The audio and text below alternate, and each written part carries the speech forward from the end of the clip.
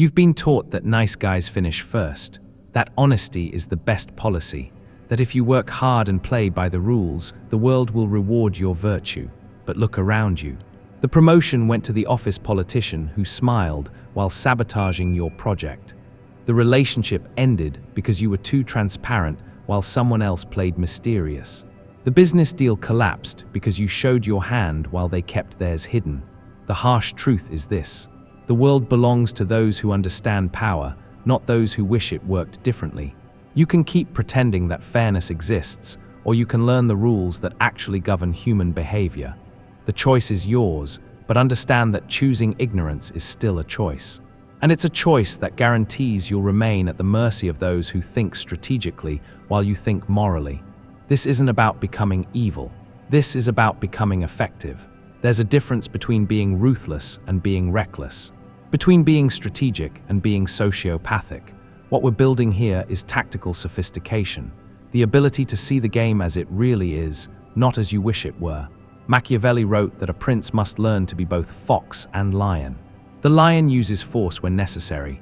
The fox uses cunning always. Most people are neither.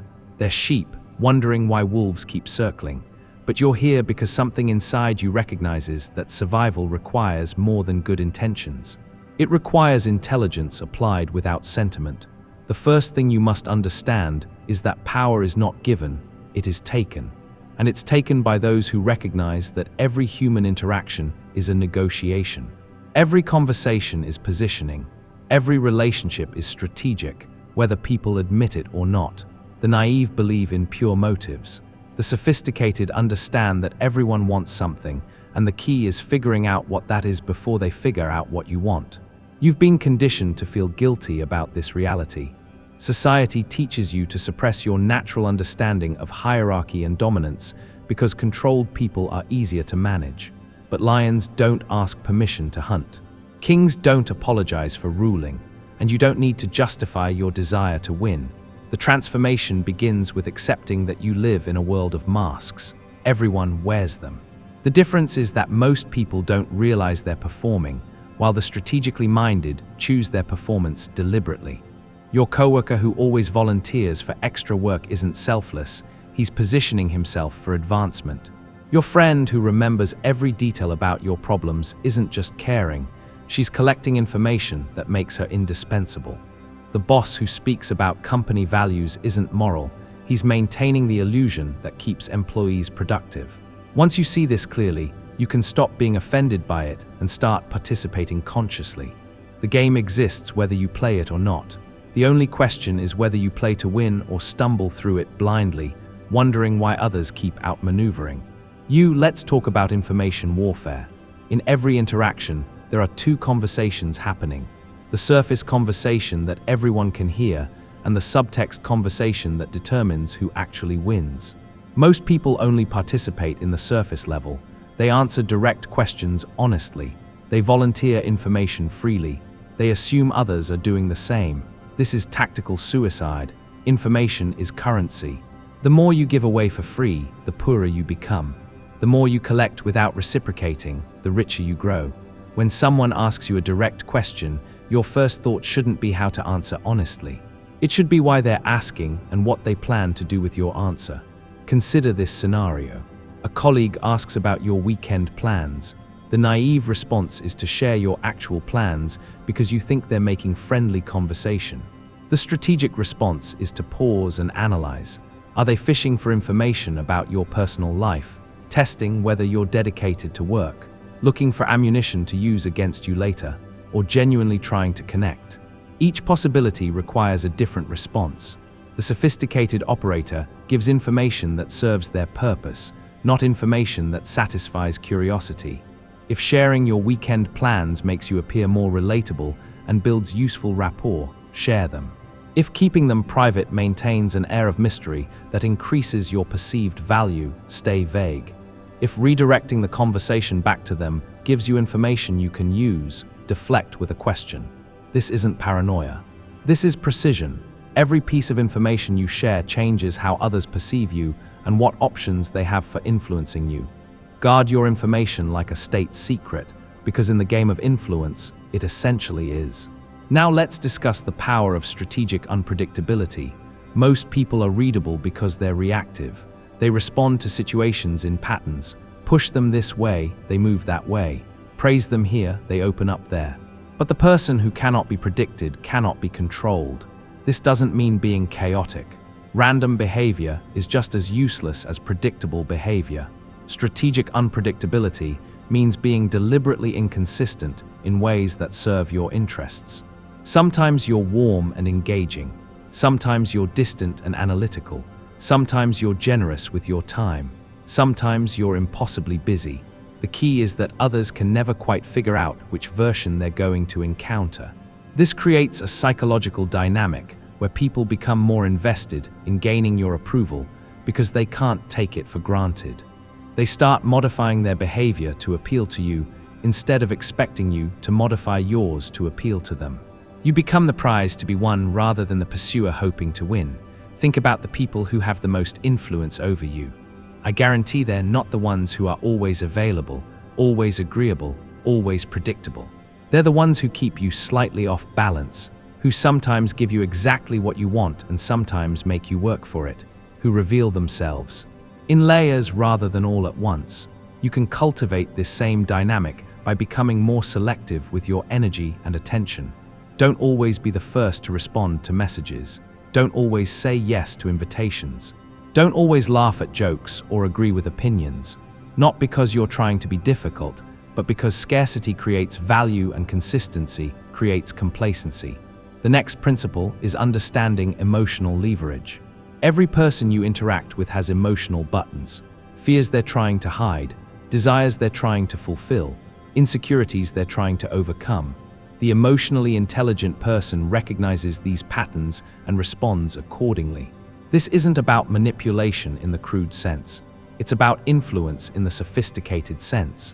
When you understand what motivates someone, you can present your ideas in ways that align with their motivations. You can avoid triggering their defensive responses. You can position yourself as someone who understands them better than others do. For example, if you're dealing with someone who's insecure about their competence, you don't challenge their expertise directly. You ask for their advice. You acknowledge their experience. You make them feel valuable while still guiding the conversation toward your desired outcome.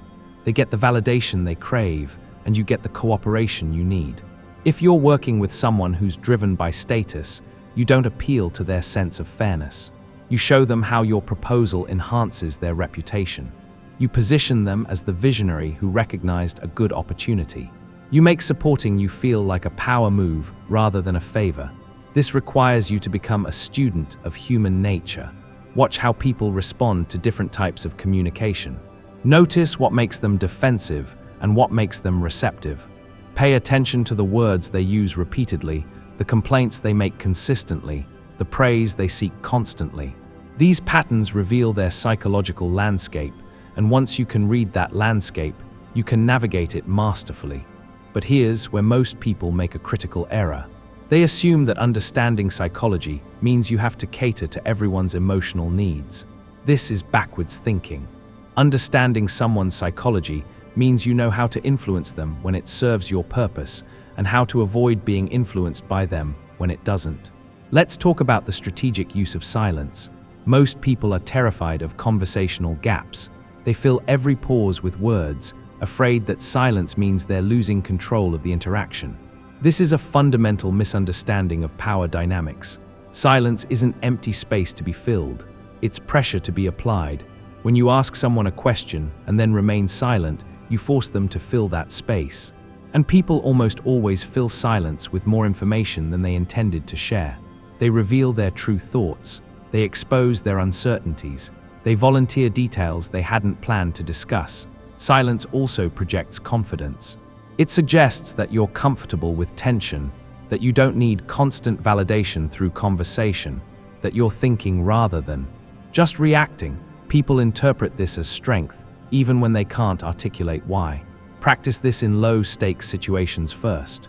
When someone makes a statement that you disagree with, instead of immediately arguing, just look at them and wait. Often they'll start explaining themselves, revealing the weaknesses in their position without you having to attack it. When someone asks you a question that you'd rather not answer directly, pause as if you're considering it deeply, then redirect with a question of your own. The person who controls the pace of conversation controls the conversation itself. Rushed people make mistakes. Patient people capitalize on those mistakes. Speed is often a sign of anxiety. Slowness suggests deliberation. And deliberation suggests power. Now we need to address the concept of strategic relationships. Most people approach relationships emotionally. They connect with people they like, trust people who are kind to them, and invest in relationships that feel good. This is natural, but it's not strategic. The sophisticated operator approaches relationships like a portfolio manager approaches investments. Some relationships are for emotional fulfillment. Some are for information gathering. Some are for resource access. Some are for protection. Some are for advancement. The key is being conscious about which relationships serve which purposes and investing your time and energy accordingly. This doesn't mean being fake or using people callously. It means being intentional about who gets access to what parts of your life and what you expect in return. A relationship where only one person benefits isn't a relationship, it's exploitation. But exploitation disguised as friendship is one of the most common dynamics in professional and social environments. You need to audit your current relationships honestly. Who consistently takes more than they give? Who always needs your help but is never available when you need theirs? Who knows all your business but shares none of their own? These aren't friendships, they're energy drains disguised as social connections. The strategic approach is to categorize people clearly. Inner circle members get access to your real thoughts and genuine support. Professional allies get collaboration and mutual benefit. Social acquaintances get pleasant interaction without depth. Information sources get targeted attention in exchange for useful intelligence. Everyone else gets polite distance. This might sound cold, but it's actually more honest than pretending all relationships are equal while secretly resenting the people who take advantage of your openness. Clear boundaries and honest expectations create healthier dynamics than false intimacy and unspoken obligations. Let's discuss the power of controlled revelation. Most people share too much too quickly. They think that openness creates connection, and sometimes it does. But it also creates vulnerability. And vulnerability, while occasionally useful, should be deployed strategically rather than accidentally. The person who reveals everything immediately has no mystery, no depth to be discovered, no reason for others to remain curious about them. They become known quantities, and known quantities have limited influence because people stop paying attention to them. Instead, reveal yourself in layers. Share surface-level information. Freely, personal details selectively. Deep insights rarely. Private fears almost never. This isn't about being secretive for its own sake. It's about maintaining your ability to surprise people, to be more complex than their initial impression, to retain some element of the unknown that keeps you interesting. When you do share something personal, make it deliberate. Use it to build specific rapport with specific people for specific reasons. Don't just spill your history because someone asked.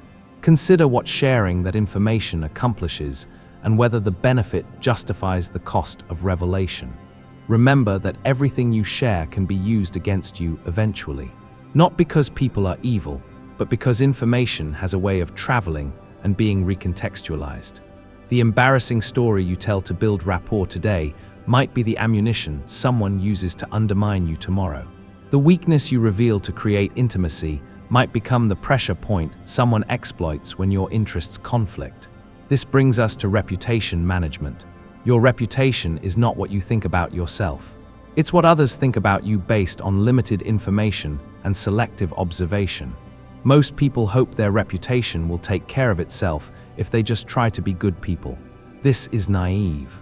Reputation is constructed through consistent signals over time. Every interaction either builds or erodes the image you want to project. Every choice either reinforces or contradicts the narrative you want others to believe about you. You can either manage this process consciously or let it happen randomly and hope for the best. The strategic approach is to decide what you want to be known for and then ensure that your visible actions support that reputation. If you want to be seen as competent, you make sure your public work is always high quality. even if your private work sometimes falls short. If you want to be seen as reliable, you're extremely careful about the commitments you make publicly, even if you're more flexible privately. This doesn't mean being perfect. It means being consistent in the areas that matter for your strategic goals.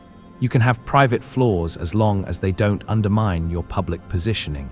You can make mistakes as long as you handle them in ways that reinforce rather than damage your desired reputation. The key insight is that people judge you based on incomplete information. They see snapshots, not the full picture. So the snapshots they see need to tell the story you want them to believe. This requires you to be more conscious about your public behavior than your private behavior, which is the opposite of how most people think about authenticity. Let's talk about the strategic use of conflict. Most people avoid conflict because they find it uncomfortable. Others seek it out because they enjoy the drama. Both approaches miss the point. Conflict is a tool, and like any tool, its value depends on how skillfully you use it. Sometimes conflict serves your interests.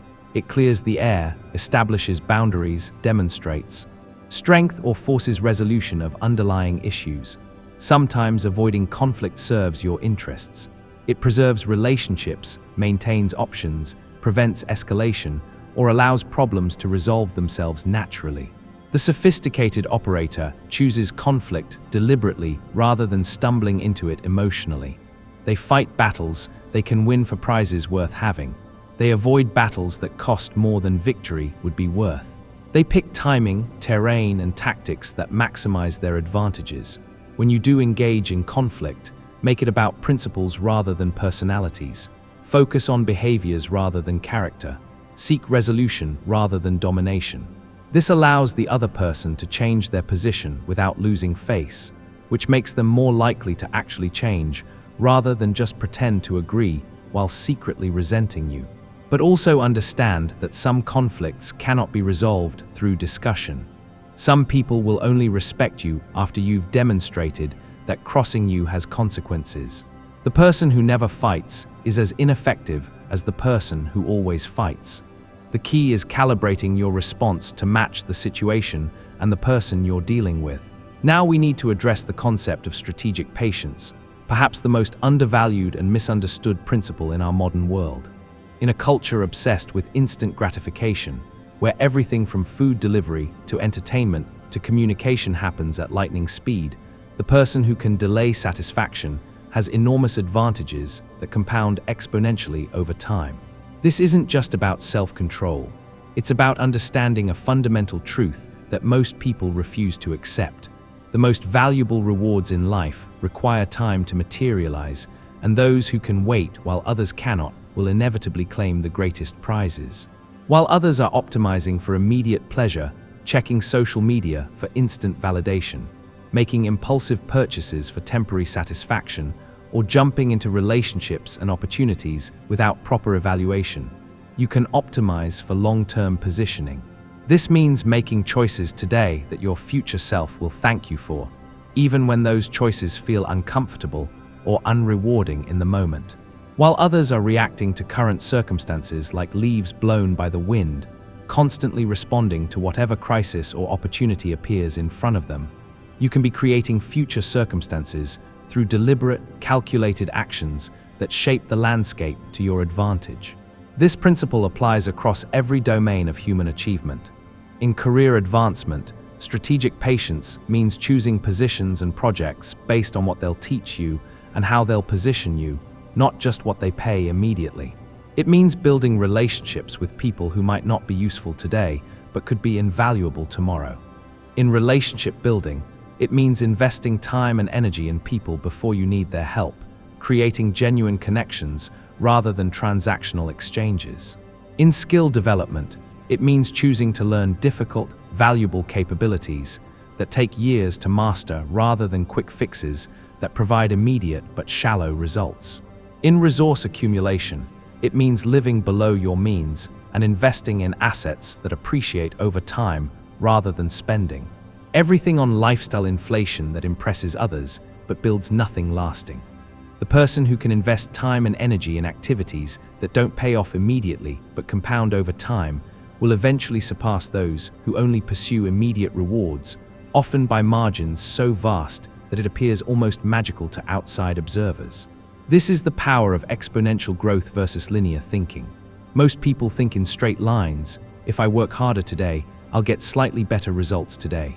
But strategic thinkers understand curves. If I work smarter today in ways that build upon themselves, my results 5 years from now will be dramatically, incomparably better. But strategic patience isn't passive waiting, and this distinction is crucial because many people confuse patience with inaction. True strategic patience is active preparation disguised as calm waiting. While you're waiting for the right opportunity, you're building capabilities that others don't even know they'll need. You're reading, learning, practicing, experimenting, and developing skills that will become essential when the moment arrives. While you're avoiding premature action that could waste resources or reveal your intentions, you're gathering intelligence about the market, the competition, the key players, and the underlying forces that will determine future outcomes. While you're letting situations develop naturally rather than forcing them prematurely, you're positioning yourself to capitalize when the timing is right, ensuring you have the resources, relationships, and reputation necessary to act decisively when others are still figuring out what's happening. The impatient person reveals their desperation through their actions, their body language, their negotiating positions, and their decision-making patterns, which makes them predictable and vulnerable to exploitation. They accept worse deals because they can't wait for better ones. They make commitments they shouldn't make because they fear missing out. They show their cards too early because they can't tolerate uncertainty. The strategically patient person appears calm and confident, which creates a psychological advantage that extends far beyond the immediate situation. This composure makes others more willing to work with them, because people prefer dealing with those who seem in control rather than those who seem desperate. It makes others less likely to try to exploit them, because desperation invites predatory behavior while strength commands respect. This requires you to develop comfort with uncertainty and ambiguity, which goes against every instinct our brains have evolved to protect us. Most people need to know exactly what's going to happen, and because uncertainty feels dangerous and uncomfortable. They want guarantees, detailed plans, and clear timelines because these things provide the illusion of control and safety.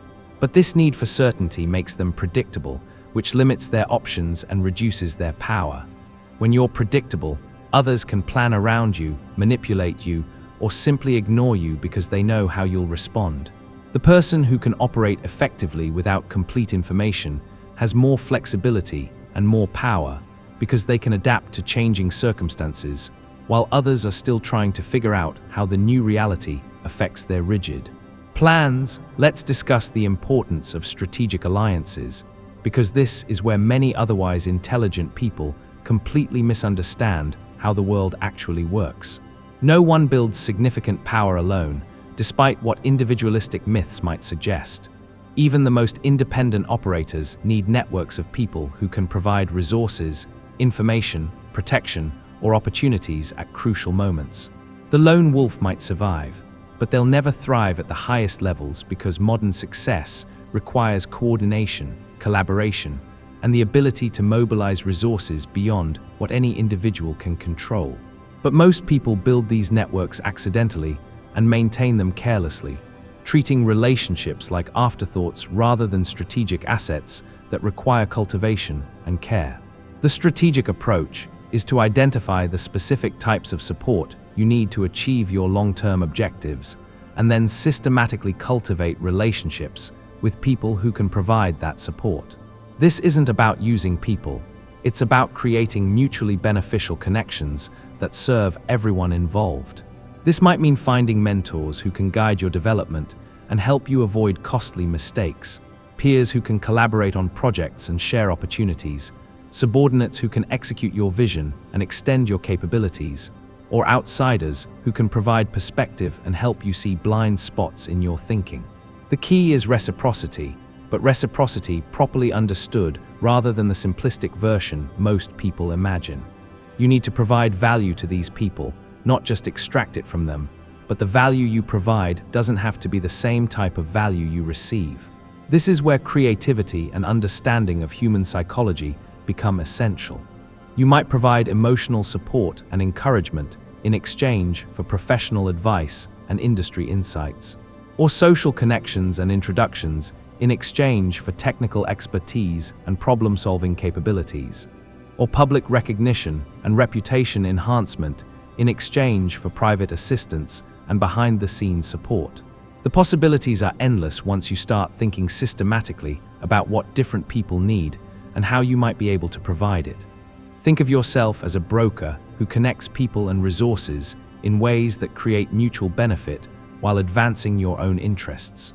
This requires you to understand what different people need and want at a deeper level than surface conversations reveal. You need to understand their fears, their ambitions, their constraints, and their blind spots. You need to position yourself as someone who can help them get what they want, which means you need to genuinely care about their success, not just pretend to care while plotting your own advancement. People can sense authenticity versus manipulation. And while manipulation might work in the short term, authentic relationship building creates lasting alliances that compound in value over time. The most powerful people are often those who sit at the center of networks rather than at the top of hierarchies. And this insight reveals something profound about how influence actually works in the modern world. They may not have the most formal authority or the highest titles, but they have the most influence because they control the flow of information and resources between different groups. They become indispensable not because they're the smartest or most talented, but because they're the most connected and most trusted. They know who needs what, who has what, and how to bring the right people together at the right time. This type of power is more resilient than hierarchical power because it's based on relationships rather than positions, and relationships can survive organizational changes, industry disruptions, and economic upheavals. Finally, let's talk about the long-term game, which ties everything together and separates truly strategic thinkers from those who merely dabble in strategic concepts. Everything we've discussed requires you to think beyond immediate circumstances and optimize for sustained success rather than quick wins. This is perhaps the most difficult aspect of strategic thinking because it requires you to make choices that might not make sense in the short term, but position you advantageously over time. It means accepting that other people might not understand your decisions, might question your priorities, or might even think you're making mistakes when you're actually playing a deeper game than they can see. This means sometimes accepting smaller immediate rewards to preserve relationships that will be valuable later, even when you could push for more and get it.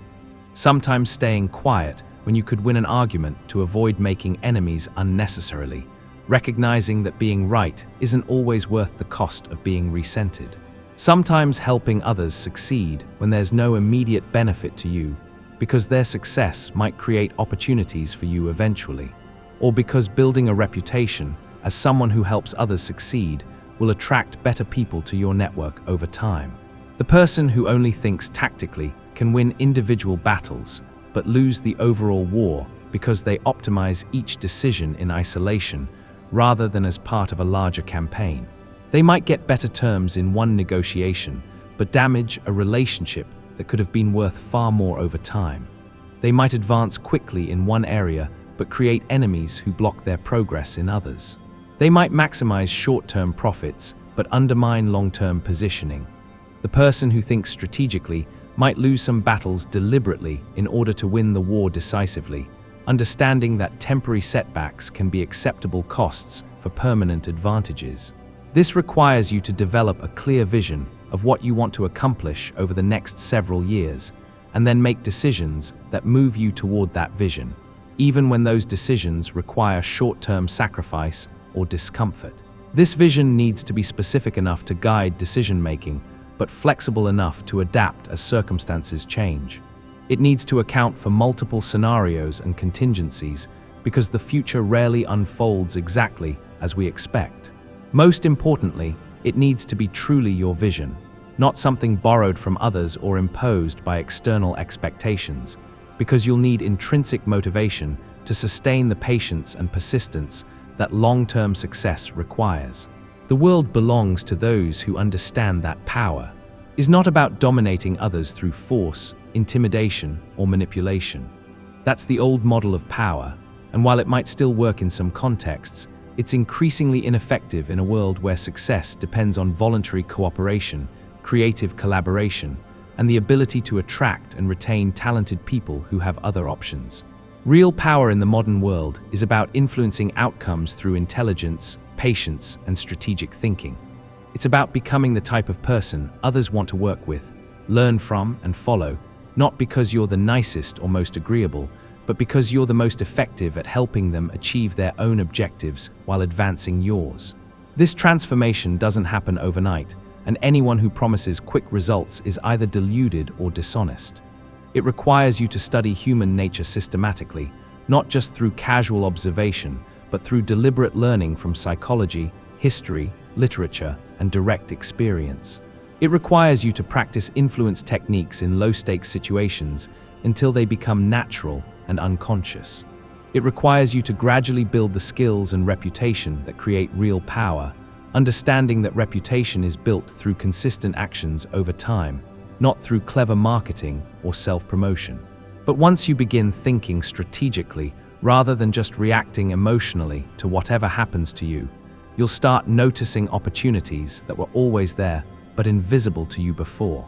You'll see patterns that others miss, connections that others don't make, and possibilities that others don't imagine. You'll develop what some call strategic intuition, the ability to sense the right move even when you can't fully articulate why it's right. The choice is yours, and it's a choice you'll make repeatedly, not just once. You can continue hoping that good intentions will be enough, that hard work alone will be rewarded, that fairness and justice will prevail automatically. Or you can learn to operate effectively in the world as it actually is, with all its complexity, ambiguity, and imperfection. You can keep being surprised when others outmaneuver you, wondering why less qualified people get promoted while you're overlooked, or you can become the one doing the maneuvering, the one who understands the game well enough to play it successfully. Remember that becoming strategically sophisticated doesn't require you to become cruel, dishonest, or manipulative. Those approaches might produce short-term results, but they're ultimately self-defeating because they create enemies, destroy trust, and limit your ability to build the kinds of relationships that sustain long-term success. Instead, strategic sophistication requires you to become conscious about dynamics that were previously unconscious, intentional about relationships that were previously accidental, and patient about outcomes that were previously urgent. It's about expanding your awareness and improving your judgment, not about compromising your integrity or abandoning your values. The most dangerous person in any room is not the one who shouts the loudest, makes the most threats, or tries to intimidate others into submission. That person might create fear, but fear-based power is brittle and temporary. The truly dangerous person is the one who understands the game better than everyone else and plays it more skillfully, with a combination of intelligence, patience, and strategic thinking that makes their success seem inevitable rather than accidental. That person doesn't need to be feared because they're unpredictable or volatile.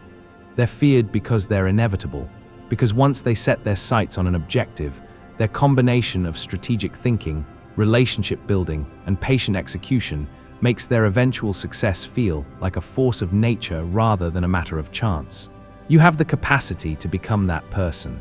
The question is whether you have the discipline to do what's required and the patience to let it compound over time.